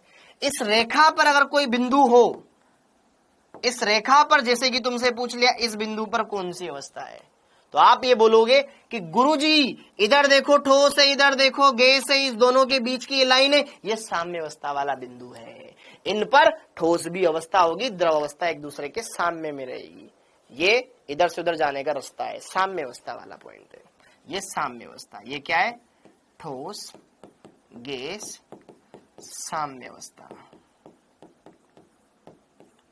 ठीक है, नोट कर लो इसको। ओके, इधर है ये वाली द्रव और गैस, इधर द्रव है इधर गैस है, उनकी साम्य अवस्था को बता रहा है। ये द्रव गैस साम्य अवस्था है। ये ठोस द्रव साम्य अवस्था, ये इधर से उधर कन्वर्ट होते रहेंगे, इधर से उधर ये कन्वर्ट होते रहेंगे। ठीक है, इधर से उधर ये है आपके पास ठोस, द्रव, साम्य अवस्था, साम्य अवस्था। ठीक है बच्चों, हाँ जी। अब जैसे कि आपसे एक पेपर में क्वेश्चन पूछ लिया जाए, ऐसा ग्राफ दे दिया जाए और तुम्हें बहलाने के लिए क्वेश्चन पूछ लिया जाए कि बताओ जी बताओ मुन्ना, इस बिंदु पर कौन सी अवस्था है। इस बिंदु के लिए कुछ ना कुछ टेम्परेचर होगा, कुछ ना कुछ प्रेशर होगा, जैसे कि P1 मान लो, T1 मान लो, तो तुम देख के बोल दोगे कि भैया ये तो इधर ठोस के दायरे में आ रहा है, तो इस बिंदु पे तो ठोस अवस्था आएगी। बोलो, जैसे कि आपसे बोल दिया जाए इस बिंदु पर बताओ कौन सी अवस्था, अरे भैया तुम तो द्रव साइड ही चले गए, इस बिंदु पर जो ताप रहेगा, इस बिंदु पर जो दाब रहेगा, तो यहाँ पे मैंने मान लिया जैसे कि P2 प्रेशर है और यहाँ पर T2 दाब है, तो यहाँ पर हम बोलेंगे द्रव अवस्था है। और अगर जैसे कि सपोज करो मान लो मैंने से बोल दिया इस किसी बिंदु पर, इस बिंदु पर कौन सी अवस्था है भैया, तो गैस की तरफ चला गया, यहाँ पर प्रेशर P3 मान लो, टेम्परेचर 33 मान लो, तो यहाँ पर तो ये तो यहाँ आके मिलान कर रहा है, तो यहाँ पर तो क्या है, गैस अवस्था है। तो ये है प्रावस्था आरेख, जो कि आपको बस मुझे बताना था और इससे कोई मतलब नहीं मेरा।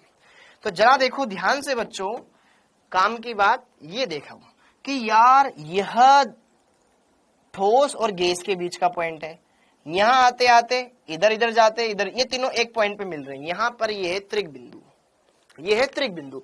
तो मतलब मैं सिर्फ ये बताना चाह रहा हूं कि यार ऐसे ऐसे इनके ग्राफ होते हैं। तो अब आगे चल करके जब हम ये पढ़ेंगे ना हिमांक बिंदु वाला ग्राफ या क्वथनांक बिंदु, जो भी मैंने पहले उसका ग्राफ बताया था, उसको अच्छे से यहाँ पे एक्सप्लेन कर दूंगा।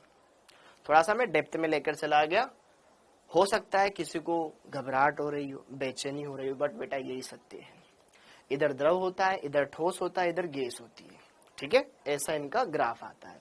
ओके, बस समझना था, इसको लिख लेंगे OFUS, बोले तो ओनली फॉर अंडरस्टैंडिंग, सिर्फ समझने के लिए, इसका वास्तविकता से कोई लेना देना नहीं, आपको डराने का मेरा कोई मकसद नहीं है, दिखाए गए सभी दृश्य काल्पनिक है, ठीक है, सिर्फ समझने के लिए।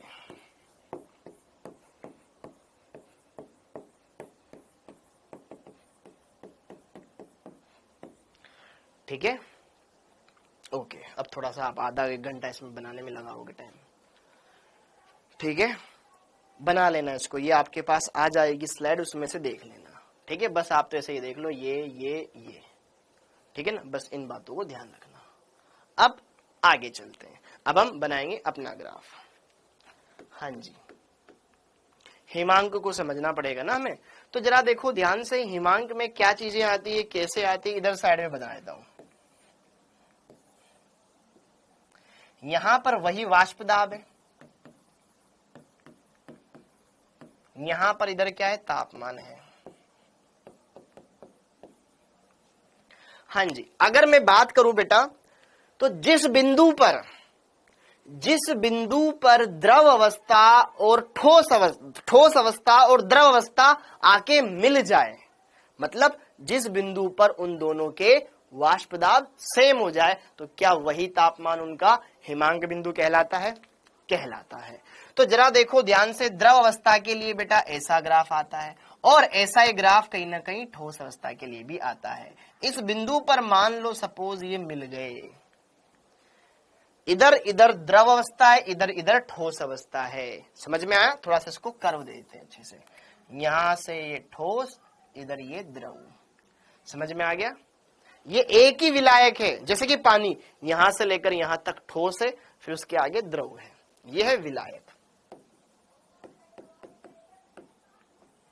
समझ में आया? ओके, तो जिस पॉइंट पर, यहां पे देखो ध्यान से, इस पॉइंट पर विलायक, इस द्रव अवस्था, इस ये है ठोस, या इसको बोल सकते हैं अपन हिमशीतित, एनसीईआरटी में ऐसा लिख रखा है इसको हिमशीतित, हिमशीतित मतलब जमी हुई अवस्था, और फिर इधर ये द्रव अवस्था, ये द्रव अवस्था है। तो इस बिंदु पर जरा देखो, क्या यार दोनों एक जगह पर मीट कर रहे हैं, मतलब दोनों के वाष्प दाब बराबर हो चुके होंगे कुछ न कुछ, लेकिन जैसे ही मैंने क्या मिलाया, बाहर से कुछ अवाष्पशील पदार्थ मिला दिया, तो वाष्प दाब में कमी आती है कि नहीं आती है? आती है कि नहीं आती है? आती है। तो विलयन के लिए यहां पर ये जो बिंदु है ना, यहां पर अगर मैं देखूं तो यार इस तापमान पर ये वाष्प दाब हमें प्राप्त हुआ, तो कहीं ना कहीं इस तापमान पर वाष्प दाब में कमी होने की वजह से ये बिंदु सरक करके और नीचे आ जाएगा। तो कहीं ना कहीं जब विलयन बनेगा तो बेटा ऐसा ग्राफ आएगा उसके लिए, ये विलयन के लिए, ये विलयन के लिए, और ये कहीं ना कहीं द्रव, फिर आगे जाकर के ठोस बनेगा। तो कहीं ना कहीं अगर मैं मान लूं ये यहां जाकर के आकर के मीट कर गया, मीटअप हो गया इन दोनों का, तो अब फिर इसके बाद इधर वापस से द्रव ठोस अवस्था आ जाएगी। तो इस बिंदु पर आकर के अब ये जमना प्रारंभ करेगा, जो पहले उधर ही जम रहा था, समझ में नहीं आया? अरे भाई इस टेम्परेचर पर आकर पहले ये जमता था, शुद्ध विलायक। जमने वाले बिंदु को क्या बोलते हैं अपन? फ्रीजिंग पॉइंट, शुद्ध अवस्था में। जैसे मैंने इसमें क्या मिलाया, कुछ मिलाया, इसका जमाव बिंदु और पीछे की तरफ सरक गया क्योंकि वाष्प दाब घट गया, तो अब ये बहुत लेट मिल रहा है। तो यहां पर ये है आपका विलयन का हिमांक, तो कमी आ गई ना, इधर से सरक करके इधर आ गया, तो यही है तुम्हारा डेल्टा टीएफ। क्या मेरी बात समझ में आई बेटा? ग्राफ समझ में आया आपको? बोलो ना यार, समझ में आया? आया होगा ना, नहीं आया होगा तो भी ठीक है। अरे आया बेटा? ओके जी, तो यहां पर ये डेल्टा टीएफ है। तो जिस प्रकार क्वथनांक में उन्नयन मोललता के ऊपर डिपेंड करता है, सेम उसी तरीके से हिमांक में अवनमन भी मोललता के समानुपाती होता है। बार बार उसको लिखने की जरूरत नहीं, अपन डायरेक्ट लिखेंगे। ये ग्राफ समझ में आ गया पहले तो कि हाँ भैया घट गया, इस पॉइंट पे ये मीट कर गया। तो यार जरा देखो ध्यान से, हाँ जी, तो ये इतना क्लियर हो गया, ये आप बस समझने के लिए, बस आपको थोड़ा आइडिया वाइडिया हो जाए, डराने के लिए नहीं था। हाँ जी, हाँ, अतः क्वथनांक में उन्नयन के समान ही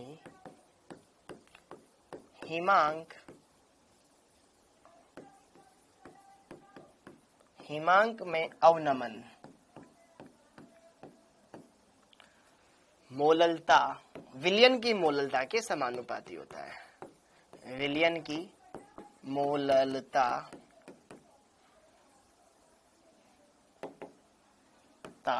के समानुपाती होता है, समानुपाती होता है। अर्थात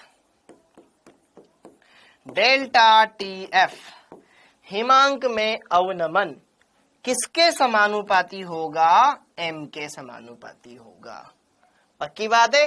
अच्छा, यहां पर ये हमने इनके बारे में जिक्र नहीं किया ना, तो टीएफ नोट ये क्या है? शुद्ध अवस्था में विलायक का हिमांक, शुद्ध अवस्था में तो सिर्फ विलायक ही था ना, तो यहां विलायक शब्द इस्तेमाल कर रहा हूं मैं, विलायक का हिमांक।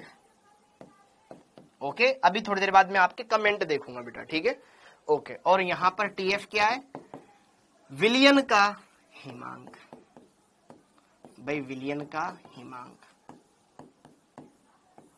ओके, और इन दोनों का अंतराल, इसको मैं थोड़ा सा हटा देता हूं, वापस से लिख रहा हूं कि जो डेल्टा टीएफ है ये क्या है? कहीं ना कहीं अंतराल है, इसमें से इसको घटाना पड़ेगा, टीएफ नोट माइनस टीएफ। पहले क्या किया था देखो ध्यान से, ये डेल्टा टीबी क्या था? कहां गया रे? डेल्टा टीबी क्या था? टीबी माइनस टीबी नोट, ज्यादा वाले में से कम वाला। अब शुद्ध वाला ज्यादा है और फिर विलयन वाला कम है। देखो, शुद्ध वाला ज्यादा है, विलयन वाला कम है, तो हमें क्या करना पड़ेगा? टीएफ नोट माइनस टीएफ करना पड़ेगा, जो कि किसके समानुपाती आता है? एम के। ठीक है, बस ये दिखाना था एक बार, और कुछ नहीं। तो टीएफ बराबर समानुपाती का चिन्ह हटेगा, एक स्थिरांक आएगा केएफ गुणा एम।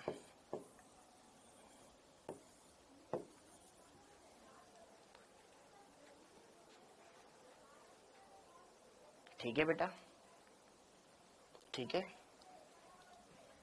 हिमांक में अवनमन, यहां पे कोष्टक में लिख लेना डेल्टा टीएफ, इसकी बात कर रहे हैं अपन। समझ में आया? डेल्टा टीएफ बराबर क्या हो जाएगा? केबी गुणा एम, केएफ गुणा एम। जहां पर केबी था यहां पर केएफ है, बस इतना सा फर्क है और कुछ नहीं है। बस ये ग्राफ समझाना था, उसके लिए मेरे को बस वो करना पड़ा, बाकी दोनों सिंपल है यार। डेल्टा टीबी बराबर केबी गुणा एम होता है, यहाँ डेल्टा केएफ बराबर क्या होता है? डेल्टा टीएफ बराबर केएफ गुणा एम होता है। डन, आगे चलो। हाँ जी, ये हो गया, हो गया। अब इस क्वेश्चन को बाद में करेंगे, पहले इसके बारे में चर्चा लिख लेते हैं। पहले इसके बारे में लिख ले पूरा का पूरा, ये हो गया। हाँ जी, पहले इसके बारे में लिख लेते हैं। हाँ जी, हम ये जानते हैं ना डेल्टा टीएफ बराबर, आप वहीं पे रहना, केएफ गुणा एम, ये था, ये हमारे पास आ गया बेटा। अब जहां ये लिख लो, जहां केएफ क्या है, केएफ क्या है, मोलल अवनमन स्थिरांक। पहले उन्नयन था, अब अवनमन है। मोलल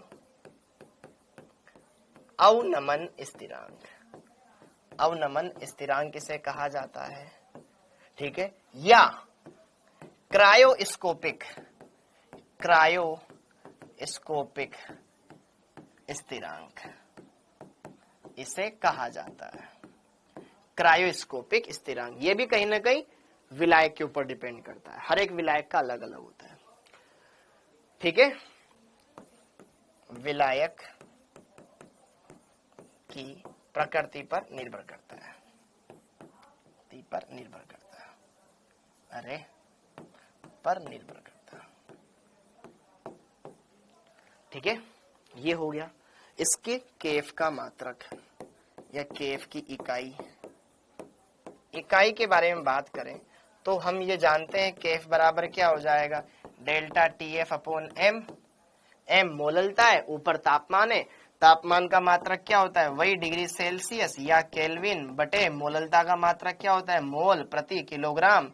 तो वही हमारे पास सेम मात्रक आ जाएगा, क्या, या तो degree Celsius kilogram mole inverse, या बच्चों केल्विन किलोग्राम मोल इनवर्स, ये आ जाएगा। खत्म बात, ओके जी। ये हो गया, एक बार नोट कर लो। तो दोनों सूत्र आ चुके हैं हमारे पास, केएफ के भी दोनों जान चुके हैं। अगले लेक्चर में हम परासरण दाब के बारे में बात करेंगे अच्छे से, फिर एक लेक्चर में दवा के क्वेश्चन करेंगे। अपन सैटरडे को एक एक्स्ट्रा क्लास लेंगे बेटा, ठीक है। सैटरडे को एक्स्ट्रा क्लास लेंगे और उस एक्स्ट्रा क्लास का टाइमिंग रहेगा अपना 4 बजे से, जो कि कम से कम 2 घंटे की रहेगी, जिसमें सिर्फ क्वेश्चन ही क्वेश्चन लगाएंगे। मैं चाहता हूं कि हम जितना भी पढ़े वो कल तक पढ़े, फिर उसके बाद लास्ट वाले लेक्चर में सिर्फ क्वेश्चन लगाने की ही हमारे पास रहे, ठीक है। ओके, हाँ ये हो गया, ठीक। अब एक चीज मेरे को इसमें और बतानी थी कि जिस तरीके से केबी के हमने 2 सूत्र देखे थे अलग से, वैसे ही यहाँ पे सूत्र देखने हैं, ठीक है। हाँ जी, तो केएफ से संबंधित सूत्र,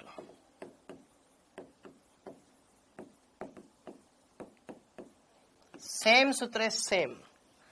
केएफ बराबर जहां पर R T F naught, T naught F square into M upon में यहाँ 1000, पहले वाष्पीकरण था, अब क्या हो रहा है, गलन, तो डेल्टा एच एफ गलन। पिघल मतलब वो द्रव और ठोस के बीच में तो गलन ही होता है ना, तो वो, और are T naught F square upon 1000 L F, L F, F लिखा हुआ है वो, तो ये सूत्र। जहां अब आपके लिए आसान है थोड़ा, जहां आर क्या है, गैस नियतांक, गैस नियतांक, ठीक है। टी नोट एफ शुद्ध अवस्था में विलायक का हिमांक, शुद्ध अवस्था में विलायक का हिमांक, विलायक का हिमांक, ओके बच्चों। एम वही अणुभार, विलायक का अणुभार, विलायक का अणुभार, ठीक है, ओके। डेल्टा एच गलन, गलन की एंथैल्पी, वो वाष्पीकरण की थी, ये गलन की एंथैल्पी है, गलन की एंथैल्पी, ओके। और ये आपके लिए अलग है, एलएफ गलन की गुप्त ऊष्मा, गलन की गुप्त ऊष्मा, इनको फिजिक्स में आप पढ़ोगे, गलन की गुप्त ऊष्मा।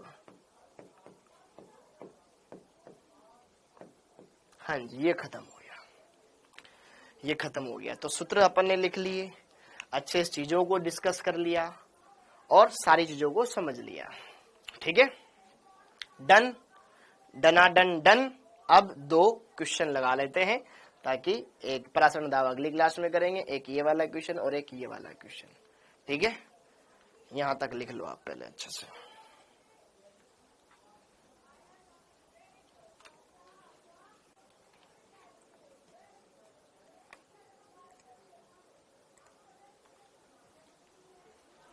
हाँ जी, कल बेटा, कल तो छुट्टी है, कल वाला छुट्टी है, कल वाले, कल की छुट्टी है, कल की छुट्टी है, टाइम हो गया। हाँ जी, ओके, टाइम हो गया, पता है मेरे को, टाइम हो गया, टाइम हो गया। हाँ जी, केवल फिजिक्स की 7 मिनट की क्लास आई है बेटा, वो आ जाएगी, आ जाएगी, फिजिक्स की पूरी क्लास आ जाएगी। नोट कर लो, नोट कर लो, अच्छे से नोट कर लो, नोट कर लो, नोट कर लो लक्ष्मी नारायण पाटीदार। होमवर्क बेटा आपको मिल जाएगा। होमवर्क में दूं, होमवर्क में दूं इसको, ठीक है। तो इन दोनों को यार, तो टेंशन क्यों ले रहा है? जो जो पैसे तुम्हें 2 लाख रुपए देके वहां मिल रहा है, वो काम यहाँ मिल रहा है, तो क्या बुरी बात है बेटा? ठीक है, कहाँ गया वो? एक बच्चे का कमेंट देखा था मैंने,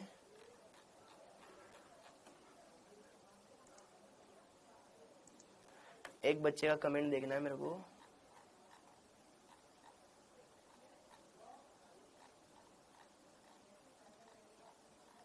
कहाँ गया?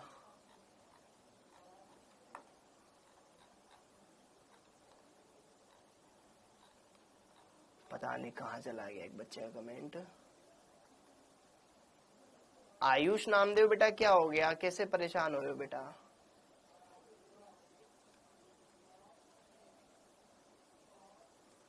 हाँ जी, देखो,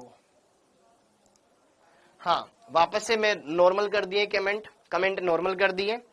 हाँ जी, मैं आपको ये बोल रहा हूं कि जो चीजें आप, एक बच्चे का मैंने कमेंट देखा कि सर हाँ वहां से, तो देखो ध्यान से, एलएफ वाष्प, ये एलएफ कहाँ है? एलएफ बेटा गलन की गुप्त ऊष्माएं, एलएफ गलन की गुप्त ऊष्माएं, ये अपने फॉर्मूले खत्म हो जाएंगे तो फिर अपन दबा के क्वेश्चंस लगाएंगे, दबा के क्वेश्चंस लगाएंगे, दबा के क्वेश्चंस लगाएंगे। होमवर्क भी डिस्कस करवा दूंगा, ठीक है? हाँ जी, टेंशन ना लो, ठीक है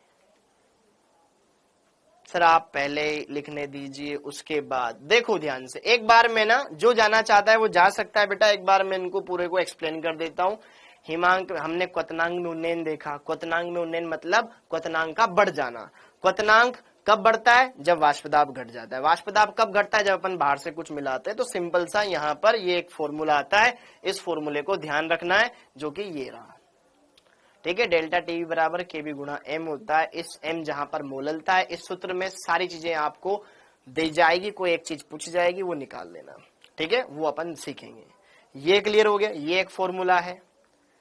कल क्लास नहीं है बेटा, कल ईद की छुट्टी है, कल ईद की छुट्टी है, कल ईद की छुट्टी है, ठीक है? मैडम की आवाज आ रही है? मेरी आवाज नहीं आ रही है? ठीक है, ओके। हिमांक में अवनमन क्या होता है? हिमांक में अवनमन, जब अपन कुछ मिलाते हैं तो हिमांक घट जाता है, ठीक है? यही हिमांक में अवनमन है, ठीक है? और ये यहाँ पर ये ग्राफ, अगर इसको चाहो तो समझ सकते हो, अदरवाइज कोई इश्यू नहीं है बेटा। फिर यहाँ पर ये अपने एक सूत्र देखा, इस सूत्र से काम हो जाएगा, ठीक है? ओके, ये वाला क्वेश्चन आपके लिए होमवर्क के अगली क्लास में आते ही मैं करवाऊंगा, अगली क्लास में आते ही मैं इस क्वेश्चन को करवाऊंगा, फिर इस क्वेश्चन को भी अगली क्लास में आते ही मैं करवाऊंगा, ठीक है? ये 2 क्वेश्चन आपके लिए होमवर्क है बेटा। टेस्ट में कहां तक आएगा? टेस्ट में आएगा आपके सिर्फ और सिर्फ कहां तक? वाष्पदाब में आपेक्षिक अवनमन, मतलब कल तक अपन ने जितना पढ़ा था उतना, कल तक अपन ने जितना पढ़ा था उतना आएगा, ठीक है? ओके, तो अब आप जाइए, आराम से रेस्ट कीजिए, कल का ऑफ है, कल की छुट्टी है,